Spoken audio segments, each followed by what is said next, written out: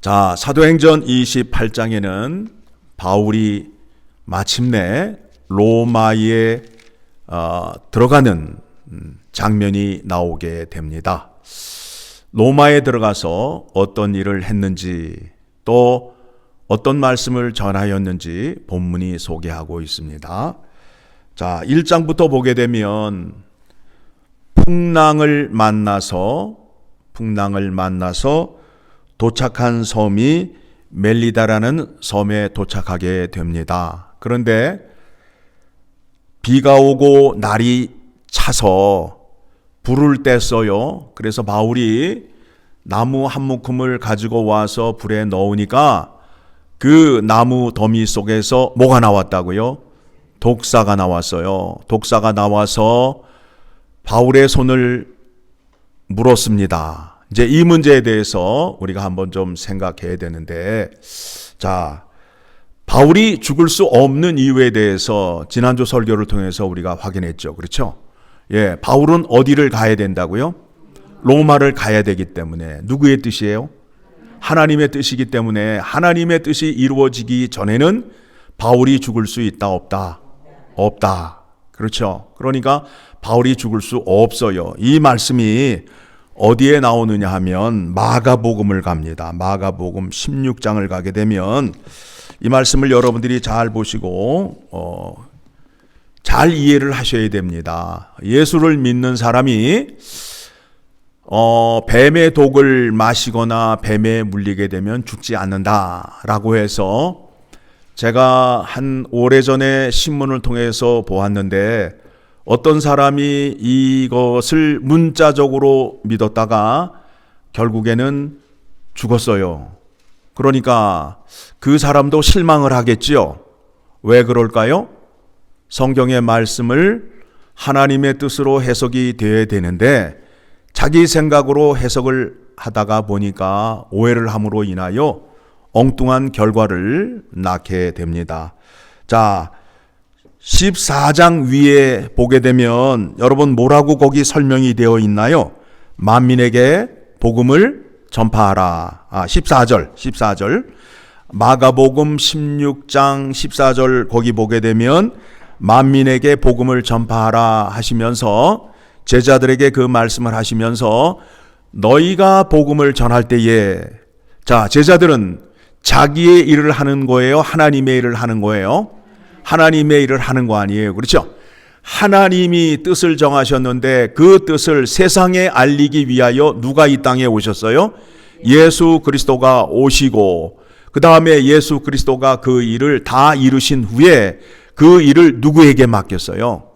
제자들에게. 그래서 제자들은 이 일을 감당해야 된단 말입니다. 그렇죠? 제자들이 하는 일은 하나님의 일이기 때문에, 하나님의 일을 하기 때문에 제자들이 십자가의 복음을 전하는 데 있어서 어느 것도 막을 수 없다라는 뜻으로 이 말씀을 쓰신 거예요. 18절 같이 읽습니다. 시작. 뱀을 집어 올리며 무슨 독을 마실지라도 해를 받지 아니하며 병든 사람에게 손을 얹은즉 나으리라 하시더라. 이 말씀을 어떻게 해석하느냐 하면 로마서 8장을 가게 되면 하나님이 뜻을 세우셨어요. 그 뜻을 막을 수 있는 사람이 있어요, 없어요? 없지요. 없어요. 자, 로마서 8장을 가게 되면 8장 39절 같이 읽습니다. 높음이나 깊음이나 다른 어떤 피조물이라도 우리 주 예수 그리스도 안에 있는 하나님의 사랑에서 끊을 수 없으리라. 하나님께서 뜻을 세우셨고 그 뜻을 이루는 사람을 하나님께서 귀히 사용하시고 그 사람에게 장수의 복을 허락해 주십니다. 여러분, 하나님의 입장에서 한번 생각을 해보시죠. 어떤 사람이 이쁠까요? 하나님의 뜻을 쫓는 사람이 좋을까요? 아니면 하나님의 뜻을 방해하는 사람이 좋을까요? 그러면 누구를 오래 살게 하겠어요? 하나님의 뜻을 이루는 자가 오래 살겠지요. 그렇죠? 여러분, 제가 오늘 말씀을 통해서 장수의 비결, 오래 살 수 있는 그 복을 여러분에게 소개해 드렸습니다. 하나님의 뜻을 이루는 자가 되게 되면 그 앞에 어떤 고난과 역경이 있다 할지라도 누가 지켜주시고 누가 인도해 주신다고요? 하나님이. 그렇죠? 자, 그 문제에 대한 문제가 이제 풀린 줄 압니다. 이제 마침내 바울이 로마에 도착을 하였습니다. 그래서 누구를 부르느냐 하면 그 유대인들 가운데에 지위가 있는 사람들을 부르는 장면이 나오게 됩니다. 바울이 변명을 하지요.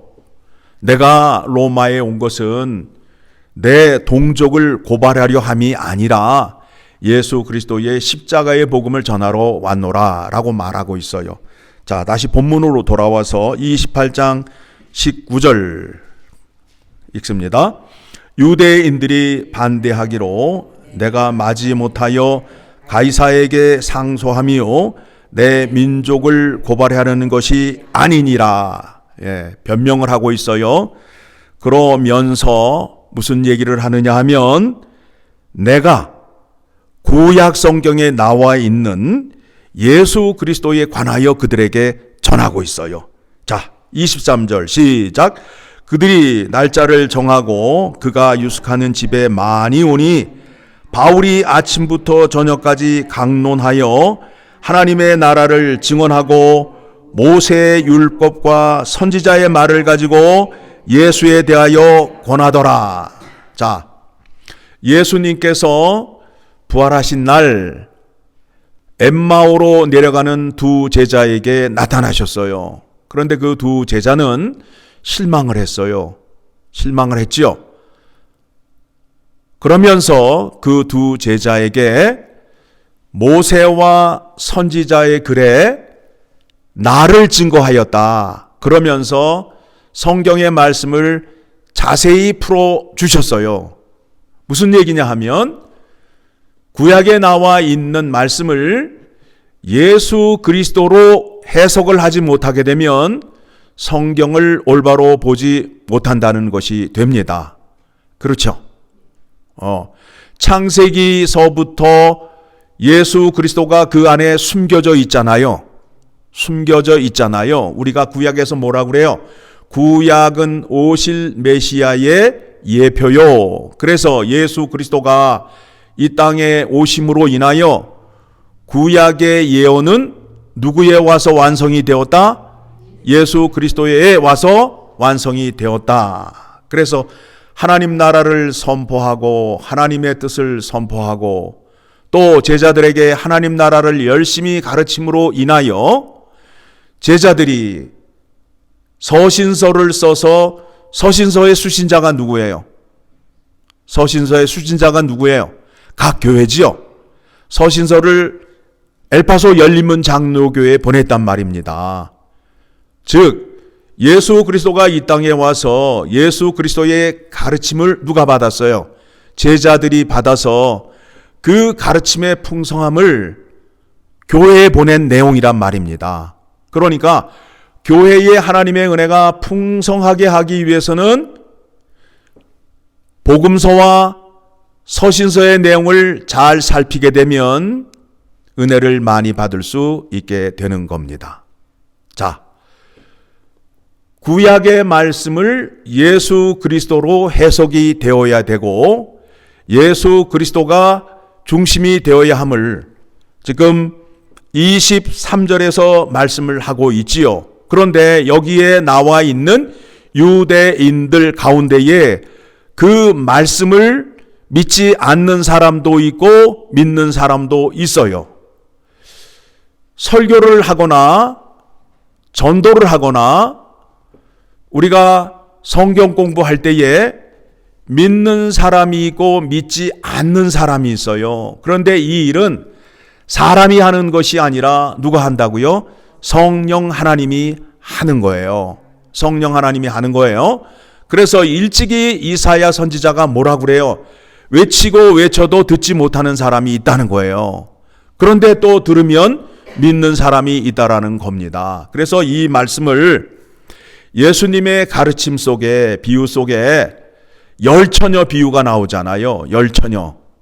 다섯 처녀는 슬기로운 처녀, 다섯 처녀는 미련한 처녀잖아요. 미련한 처녀. 자, 그 처녀들의 공통점은 뭐예요?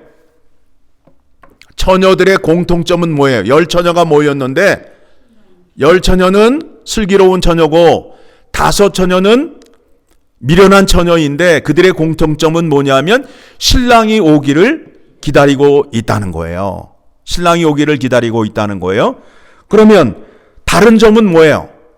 한쪽은 성령과 믿음이 있고 다른 한쪽은 성령과 믿음이 없다는 거 아니에요. 그러니까 성령과 믿음이 없으면 뭐가 되는 거예요? 미련한 사람이 된단 말입니다. 그렇죠? 그러면 문제점이 무엇이냐 하면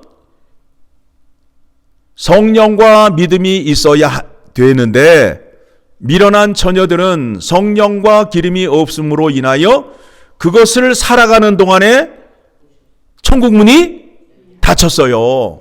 천국문이 닫혔단 말이에요. 결과는 어떻게 되었어요? 천국에 들어가지 못하였다는 거 아니에요. 오늘날에도 교회 안에 그런 사람들이 있어요. 그렇죠? 자, 그러면 성령이 우리에게 임하게 되면 영생을 받게 되죠. 영생이 뭡니까? 하나님의 영원한 생명을 예수 그리스도에게 주셔서 예수 그리스도 이름으로 구원을 받게 되면 예수 그리스도와 연합한 자가 되어서 영생, 하나님의 생명을 받는 자가 된다란 말입니다. 그러면 영생을 받은 자의 특징이 무엇이냐 하면 하나님과 그가 사랑하는 자 예수 그리스도에 대하여 알고 배우는 기쁨이 있어요. 그러므로 인해서 미래를 기다리고 소망이 있게 된다라는 겁니다. 열처녀의 비유를 통해서 예수님이 비유를 통해서 말씀하셨는데 그 비유를 통해서 우리에게 무엇을 적용하여야 되느냐 하면 내가 성령을 받았는데 하나님에 대해서 예수 그리스도에 대해서 관심이 없어. 교회 안에 그런 사람이 있어요, 없어요? 있어요, 없어요? 있잖아요. 그런 사람은 성령을 받은 사람이 아니에요. 영생을 받은 사람이 아니에요. 그 말씀이 어디에 나오느냐면 요한복음 17장 3절을 가게 되면 그 말씀이 나옵니다. 자, 같이 읽습니다. 영생은 곧 유일하신 참 하나님과 그가 보내신 자 예수 그리스도를 아는 것이니이다. 뭐라고요? 영생의 기쁨이 뭐라고요? 하나님을 알고 예수 그리스도를 아는 거란 말이에요. 그러면 영생이 있는 자는 미래를 준비하는 사람이 되는 거예요. 열처녀 비유에서 열처녀의 공통점이 뭐라고 그랬죠? 신랑을 기다리고 있다. 공통점이에요. 그런데 거기에서 지혜로운 처녀와 미련한 처녀로 나누어지게 되는데 슬기로운 처녀는 성령과 믿음을 가지고 있고 미련한 처녀는 성령과 믿음이 없다라는 겁니다. 여러분에게 영생이 있다면 미래를 준비하는, 다시 말하면 예수님의 재림을 기다리는, 우리는 신분이 지금 뭐예요? 그리스도의 어린 양의 신부 아니에요. 예수 그리스도가 이 땅에 다시 재림하시게 되면 무슨 잔치가 열리게 되죠? 어린 양의 혼인잔치가 열리게 되잖아요. 영원한 신랑 되신 예수 그리스도가 오게 되면 우리는 신부이잖아요. 그래서 우리가 교회 안에서 하는 일이 뭐예요? 지금 신부 수업을 받고 있잖아요. 그렇죠? 예. 그러면 여러분들의 믿음이 영생이 있고 성령이 나와 함께 한다라고 자랑을 한다면 어떤 증상이 나타나야 되느냐 하면 예수를 기다리고 사모하는 마음이 있어야 된다는 거예요. 영원한 신랑에 대해서 관심이 없어. 사모하는 마음이 없어. 그러면 열처녀 비유에서 어떤 사람이 되는 거예요? 어떤 부류에 속하는 사람이 되는 거예요? 미련한 사람이 되는 거 아니에요. 그리고 천국에 대한 소망이 있단 말입니다. 성령과 영생이 있는 자는 미래를 준비하고 미래를 기다리는 것, 그것이 누구예요? 예수 그리스도의 재림과 예수 그리스도가 오셔서 나의 영원한 신랑이 되어서 예수 그리스도가 주시는 그 기쁨을 누리며 살 수 있다라는 것입니다.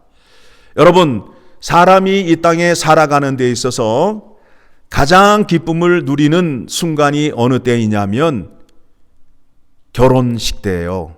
신랑과 신부가 만나는 그 기쁨. 여러분 그때 어떠셨어요? 그 기쁨이 있잖아요. 그렇죠?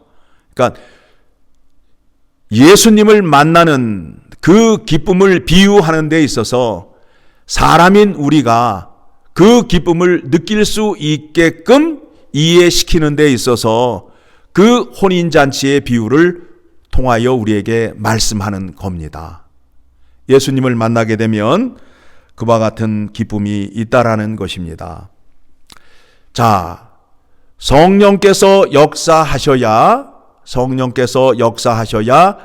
하나님의 말씀을 들을 수 있다. 자, 이 말씀이 어디에 나오느냐 하면 고린도전서 2장 10절을 가게 되면 고린도전서 2장 10절, 자, 같이 읽습니다. 고린도전서 2장 10절 시작. 오직 하나님이 성령으로 이것을 우리에게 보이셨으니, 지금 사도 바울이 고린도 교회에 편지를 보내는데 문제가 뭐냐 하면 사도 바울이 그 교회를 개척하고 십자가의 복음을 전하였는데 사도 바울이 떠난 후에 그 교회에 누가 들어왔어요? 진짜가 들어왔어요? 가짜가 들어왔어요? 가짜가 들어왔단 말이에요. 가짜가 들어왔어요. 거짓 사도가 들어왔어. 그래서 거짓 사도가 거짓말을 함으로 인하여 고린도 교회 안에 있는 사람들이 유혹을 받아서 넘어가고 있는 상황이거든요. 그러니까 사도 바울이 하는 얘기가 뭐냐면 내가 하는 말은 내 생각으로 하는 것이 아니라 성령의 인도하심을 따라 너희에게 말하는 것이다. 너희에게 말하는 것이다. 자, 같이 읽습니다. 시작. 성령은 모든 것, 곧 하나님의 깊은 것까지도 통달하시느니라. 왜 성령을 따라 하나님의 말씀을 전하여야 하느냐 하면 하나님의 속마음을 가장 잘 아시는 분이 누구예요? 성령 하나님이란 말이에요. 성령 하나님이 하나님의 깊은 속까지 잘 아는데 통달하셨다라고 말씀하고 있잖아요. 자, 11절 시작. 사람의 일을 사람의 속에 있는 영 외에 누가 알리요? 이와 같이 하나님의 일도 하나님의 영 외에는 아무도 알지 못하느니라. 예. 하나님의 일은 오직 누구만 안다고요? 예, 성령 하나님만 안다는 거예요. 그러면 우리가 그것을 어떻게 알 수 있는가? 성경책이 사람이 기록하였지만 성령의 감동을 따라 기록이 되었잖아요. 그렇죠? 그래서 우리가 보는 성경책이 누구의 말씀이라고요? 성령 하나님이 말씀하셨는데 하나님의 깊은 속까지 통달하신 분이 말씀하심으로 인하여 성경의 말씀을 믿을 수 있는 자리로 나아가야 된다는 거예요. 자기의 생각으로 예수 그리스도를 전하고 하나님을 전하는 사람들이 있잖아요. 그렇게 전하게 되면 뭐가 된다고요? 가짜가 된단 말입니다. 여러분, 진짜와 짝퉁의 차이점을 여러분이 아시나요? 눈으로 볼 때 어느 게 더 멋있어 보여요? 짝퉁이 더 멋있어 보이잖아요.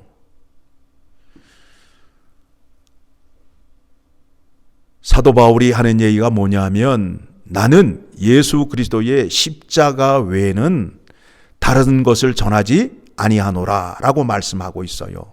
왜 그럴까요? 그 안에 하나님의 지혜와 영광이 담겨져 있기 때문에 그렇습니다. 하나님의 영광과 은혜가 예수 그리스도의 십자가의 죽음과 부활 이외에는 다른 것으로는 나타내지 않으셔요. 우리가 요한복음을 통해서 확인하였지요. 성령이 오시게 되면 성령께서 자기의 자의로 말씀하시는 것이 아니라 하나님의 뜻과 예수 그리스도께서 이루신 영광을 가지고 전한다라고 말씀한 것을 우리가 이미 배웠잖아요. 그렇죠? 자, 13절 보겠습니다. 13절 시작.